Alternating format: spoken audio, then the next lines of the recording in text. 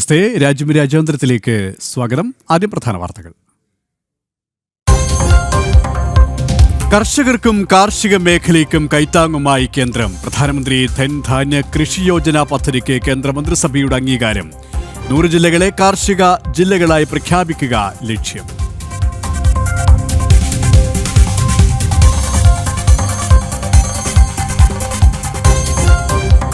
നിമിഷപ്രിയയുടെ വധശിക്ഷ നീട്ടിയതിൽ വിവാദം അവസാനിക്കുന്നില്ല. കാന്തപുരം ഇടപെട്ടതുകൊണ്ടല്ലെന്ന് യമനിലെ സാമൂഹ്യ പ്രവർത്തകൻ.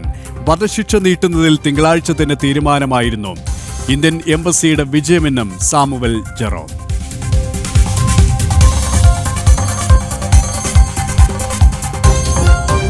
കോവിഡ് രോഗബാധയിലും മരണത്തിലും കേരളം രാജ്യത്തൊന്നാമത്. സംസ്ഥാനത്ത് രേഖപ്പെടുത്തിയത് 51 മരണങ്ങൾ. രോഗം സ്ഥിരീകരിച്ചത് 8664 പേർക്ക്.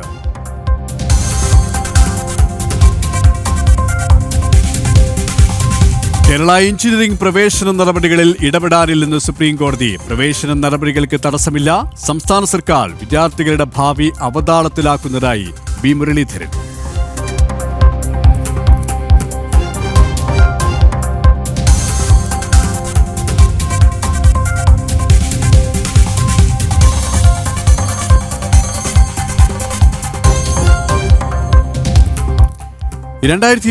ഒളിമ്പിക്സിൽ ക്രിക്കറ്റും. ലോസ് ഏഞ്ചൽസിൽ 2020 സ്ഥിരീകരിച്ച് IOC.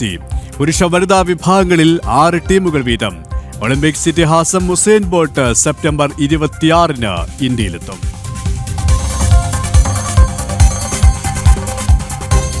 വിശദമായ വാർത്തയിലേക്ക്. കേരള എഞ്ചിനീയറിംഗ് പ്രവേശന നടപടികളിൽ ഇടപെടാനില്ല എന്ന് സുപ്രീം കോടതി. പ്രവേശനം തടയാതെ 4 ആഴ്ചയ്ക്കകം കേസ് വീണ്ടും പരിഗണിക്കുമെന്ന് കോടതി വ്യക്തമാക്കി. ഹൈക്കോടതി ഡിവിഷൻ ബെഞ്ച് വിധിക്കെതിരെ അപ്പീൽ ഫയൽ ചെയ്യുന്നില്ലെന്ന് സംസ്ഥാന സർക്കാരും കോടതിയിൽ ധരിപ്പിച്ചു. പിണറായി സർക്കാർ വക കേരള സിലബസ് വിദ്യാർത്ഥികൾക്കേറ്റ കനത്ത പ്രഹരമാണ് കീം റാങ്ക് പട്ടികയിലെ നിയമ വ്യവഹാരങ്ങൾ. സിലബസിൽ പഠിച്ച 10,000-കണക്കിന് വിദ്യാർത്ഥികളോട് സംസ്ഥാന സർക്കാർ കാട്ടിയ നീതി നിഷേധത്തിന് പരിഹാരം കാണാൻ സുപ്രീം കോടതിക്കുമായില്ല. ഈ വർഷത്തെ പ്രവേശന പ്രക്രിയയിൽ ഇടപെടില്ലെന്ന് സുപ്രീം കോടതി വ്യക്തമാക്കി. പരീക്ഷയിലെ മാർക്ക് സമീകരണം സംബന്ധിച്ച കേസിൽ ഹൈക്കോടതി ഉത്തരവ് സ്റ്റേ ചെയ്യണമെന്ന ആവശ്യം ജസ്റ്റിസ് PS നരസിംഹയും ജസ്റ്റിസ് AS ചന്ദൂർക്കറും ഉൾപ്പെട്ട ബെഞ്ച് തള്ളി. എന്നാൽ ഹൈക്കോടതി ഉത്തരവിനെതിരായ ഹർജിയിൽ 4 ആഴ്ചയ്ക്ക് ശേഷം വിശദമായ വാദം കേൾക്കാൻ സുപ്രീം കോടതി തീരുമാനിച്ചു. CBSE സ്കീമിലെ വിദ്യാർത്ഥികൾ നൽകിയ ഹർജിയെ തുടർന്ന് റാങ്ക് ലിസ്റ്റ് റദ്ദാക്കിയ ഹൈക്കോടതി ഉത്തരവിനെതിരെ അപ്പീൽ ഫയൽ ചെയ്യില്ലെന്നാണ് സംസ്ഥാനം സുപ്രീം കോടതിയെ അറിയിച്ചത്. കേരള സിലബസിലെ വിദ്യാർത്ഥികൾ നൽകിയ ഹർജിയിൽ സുപ്രീം കോടതി കേരളത്തിന് നോട്ടീസ് അയച്ചു. 4 ആഴ്ചയ്ക്ക് ശേഷം പരിഗണിക്കാൻ ഹർജി കോടതി മാറ്റി. ഈ വർഷത്തെ പ്രവേശന പട്ടികയിൽ മാറ്റം വരുത്തുവാനോ റദ്ദാക്കുവാനോ സുപ്രീം കോടതി തയ്യാറാകാത്തതിനാൽ പുതിയ റാങ്ക് പട്ടികയുടെ അടിസ്ഥാനത്തിലായിരിക്കും പ്രവേശനമെന്ന് ഉറപ്പായി. കേരള സിലബസ് വിദ്യാർത്ഥികൾക്കേറ്റ കനത്ത തിരിച്ചടിയാണ് സംസ്ഥാന സർക്കാർ നയമെന്നും ബോധ്യമായി. ജനം, ഡൽഹി. എൻട്രൻസ് പരീക്ഷയുടെ വിശ്വാസ്യത തകർത്ത ഉന്നത വിദ്യാഭ്യാസ വകുപ്പ് മന്ത്രി R. ബിന്ദു രാജിവെക്കണമെന്ന് BJP മുൻ സംസ്ഥാന അധ്യക്ഷൻ വി മുരളീധരൻ. പരീക്ഷാ ഫലം വരുന്നതിന് തൊട്ട് മുമ്പ് ഈ മാനദണ്ഡങ്ങളിൽ മാറ്റം വരുത്തിയത് വിദ്യാഭ്യാസ കച്ചവടക്കാരെ സഹായിക്കാനാണ്. സുപ്രീം കോടതിയിൽ കക്ഷി ചേരില്ലെന്ന സർക്കാരിന്റെ നിലപാട് ചോദ്യങ്ങൾക്ക് മറുപടി നൽകാൻ കഴിയാത്തതുകൊണ്ടാണ്. പ്രോസ്പെക്ടസ് മാറ്റം വിദഗ്ധ സമിതി ശുപാർശയ്ക്ക് അനുസരിച്ചെന്ന് പറഞ്ഞ് ഹൈക്കോടതിയെ തെറ്റിദ്ധരിപ്പിക്കാൻ ശ്രമം നടത്തിയെന്ന് മുൻ കേന്ദ്രമന്ത്രി തിരുവനന്തപുരത്ത് വിമർശിച്ചു. കീം പരീക്ഷ എഴുതിയ 10,000-കണക്കിന് വിദ്യാർത്ഥികളുടെ ഭാവി അവതാളത്തിലാക്കുന്ന നിരുത്തരവാദപരമായിട്ടുള്ള നടപടിയാണ് കേരള സർക്കാരിൻ്റെ ഭാഗത്തു നിന്നുണ്ടായിട്ടുള്ളത്. എല്ലാവർക്കും ബോധ്യമായത് ഹൈക്കോടതിയെ അടക്കം തെറ്റിദ്ധരിപ്പിക്കാനുള്ള നീക്കം സംസ്ഥാന സർക്കാർ നടത്തി. റാങ്ക് ലിസ്റ്റ് പ്രസിദ്ധീകരിക്കുന്നതിന് മണിക്കൂറുകൾക്ക് മുൻപേ പ്രോസ്പെക്ടസിൽ മാറ്റം വരുത്തിക്കൊണ്ട്, മാനദണ്ഡങ്ങളിൽ മാറ്റം വരുത്തിക്കൊണ്ട് എടുത്ത നിലപാട്, നയം മാറ്റം, ആ നയം മാറ്റം വിദഗ്ധ സമിതിയുടെ ഉപദേശപ്രകാരമായിരുന്നു, എൻട്രൻസ് കമ്മീഷണറുടെ കത്തിൻ്റെ അടിസ്ഥാനത്തിലാണ് എന്നൊക്കെ വാദിച്ച സംസ്ഥാന സർക്കാരിന് ആ കത്തും വിദഗ്ധ സമിതിയുടെ റിപ്പോർട്ടും നേരിട്ട് പരിശോധിച്ചപ്പോൾ ഹൈക്കോടതിക്ക് തന്നെ പറഞ്ഞത് പച്ചക്കള്ളമാണെന്ന് ബോധ്യപ്പെട്ടു. 2025 സംസ്ഥാനത്ത് രേഖപ്പെടുത്തിയത് 51 കോവിഡ് മരണങ്ങളാണ്. 55 വയസ്സുള്ള വനിതയാണ് ഏറ്റവും ഒടുവിലായി കേരളത്തിൽ കോവിഡ് ബാധിച്ച് മരിച്ചത്. രോഗബാധിതരുടെ എണ്ണത്തിലും മരണക്കണക്കിലും കേരളം രാജ്യത്ത് തന്നെ ഒന്നാമതാണ്. കണക്കുകൾ പ്രകാരം കേരളത്തിൽ ഈ വർഷം 8664 പേർക്ക് കോവിഡ് സ്ഥിരീകരിച്ചു. ജനം ബ്രേക്കിംഗ്.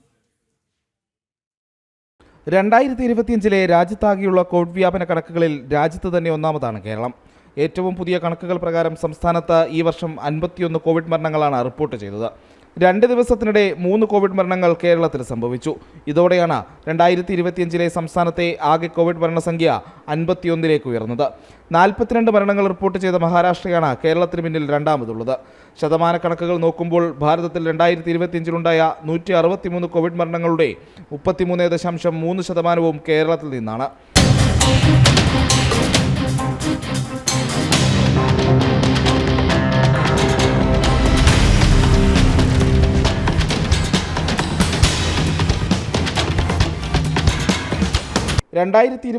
രാജ്യത്താകെ റിപ്പോർട്ട് ചെയ്ത 29,469 കേസുകളിൽ 8,664 കേസുകളും കേരളത്തിലാണ്. അതായത് ഭാരതത്തിൽ ആകെ ഈ വർഷം റിപ്പോർട്ട് ചെയ്ത കോവിഡ് കേസുകളിൽ 29.44% കേരളത്തിൽ നിന്ന് തന്നെ. നിലവിൽ സംസ്ഥാനത്ത് ചികിത്സയിലുള്ളത് 76 കോവിഡ് രോഗികൾ മാത്രമാണ്. ഇതും രാജ്യത്തെ മൊത്തം കണക്കുകൾ പ്രകാരം ഏറ്റവും ഉയർന്ന നിലയിൽ തന്നെ. പ്രജിത് മോഹനൻ, ജനം, തിരുവനന്തപുരം.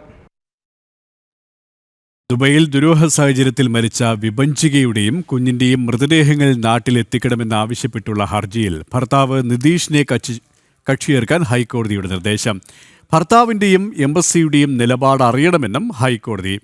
വിഭഞ്ചികയുടെ മാതൃസഹോദരിയാണ് ഹർജി നൽകിയത്.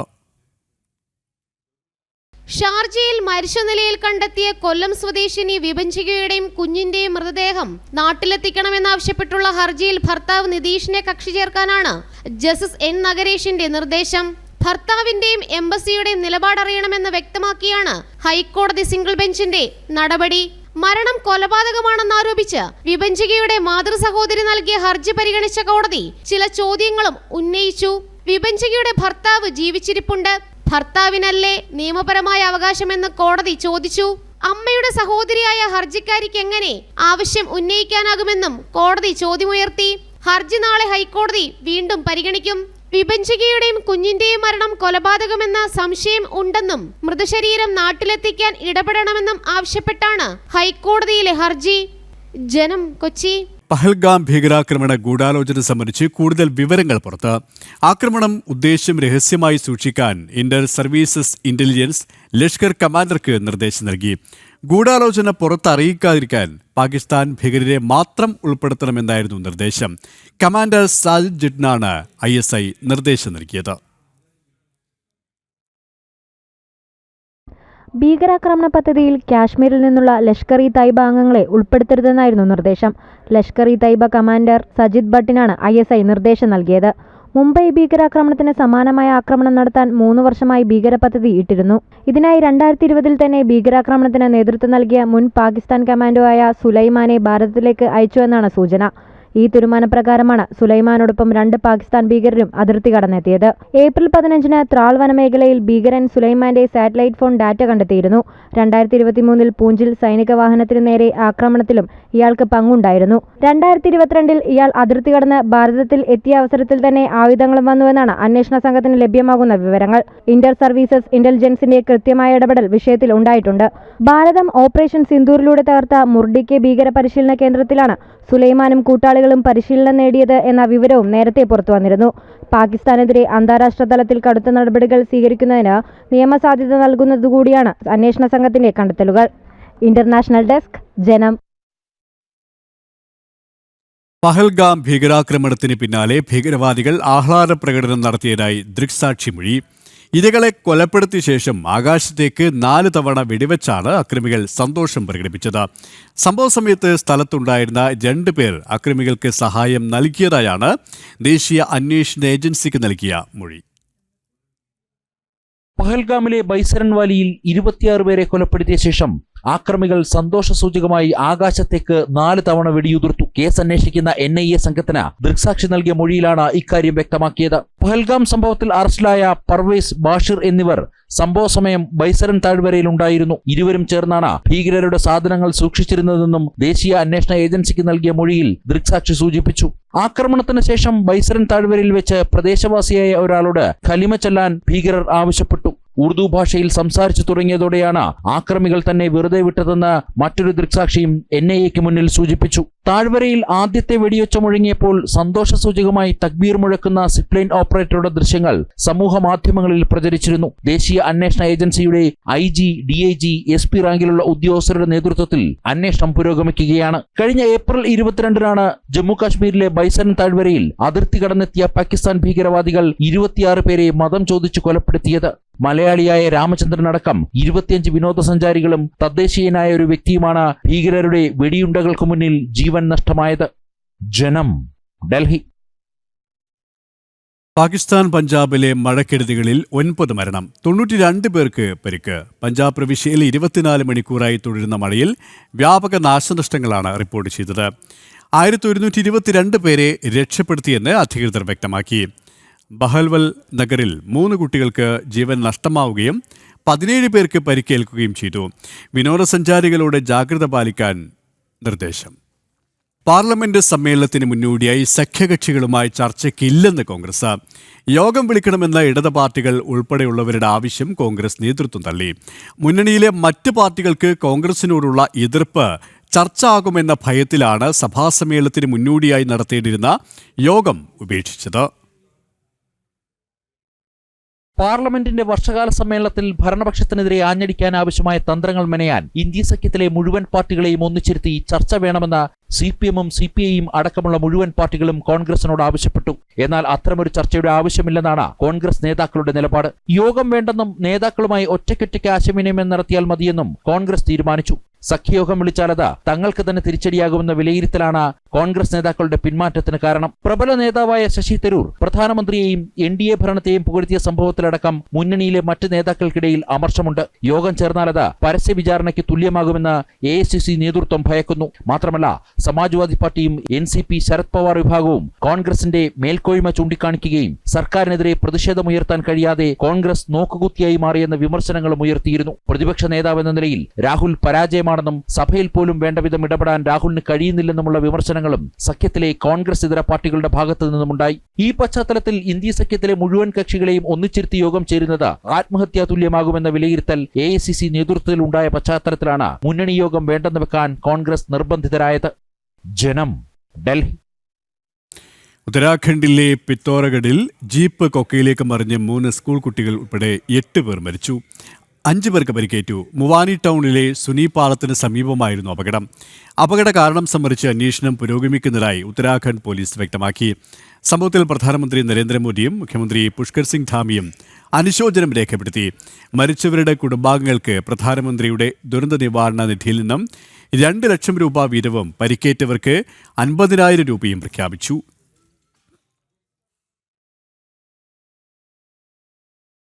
സംസ്ഥാനത്ത് സ്വകാര്യ ബാങ്കുകളുടെ കോടികളുടെ കള്ളപ്പണക്കടത്ത് 5 വർഷത്തിനിടെ വിദേശത്തേക്ക് കടത്തിയത് 2,700 കോടി രൂപയാണ്. 2,025 കോടിയും കടത്തിയത് US-ലേക്കെന്ന് കണ്ടെത്തി ആദായ നികുതി വകുപ്പ്. വിദേശ മലയാളികൾക്ക് ബിസിനസ് ആവശ്യങ്ങൾക്ക് പണമയക്കാനുള്ള സൗകര്യവും ടൂർ പാക്കേജുകളും കള്ളപ്പണക്കടത്തിന് മറയാക്കി.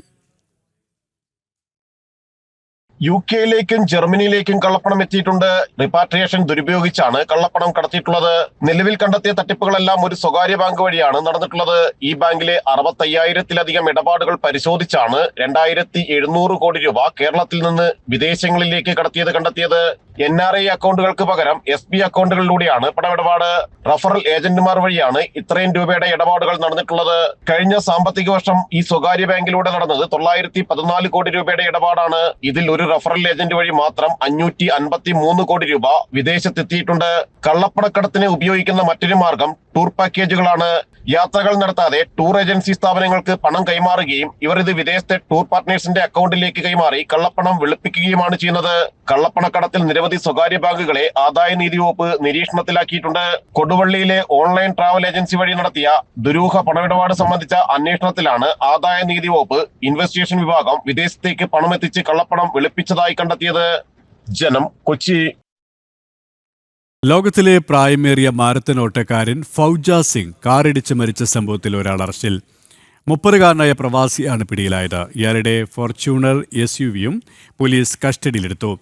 114-കാരന്റെ മരണത്തിന് 30 മണിക്കൂറിന് ശേഷമാണ് അമൃത്പാൽ സിംഗ് എന്ന യുവാവിനെ അറസ്റ്റ് ചെയ്യുന്നത്. ജലന്ധറിൽ 14 വൈകിട്ട് 3:30 അപകടമുണ്ടായത്.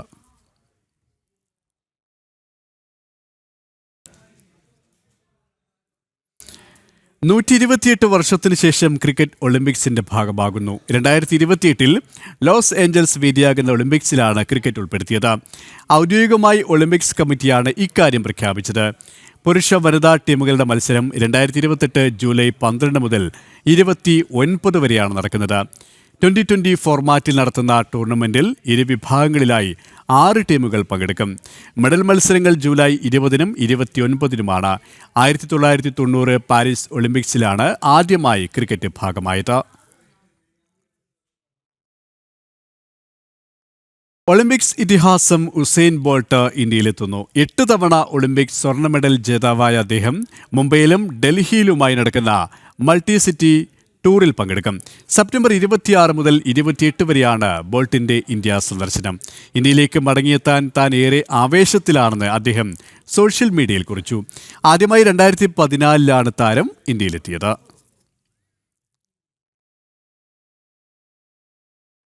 രാജ്യാന്തരം ഇവിടെ പൂർണ്ണമാവുകയാണ്. നമസ്തേ.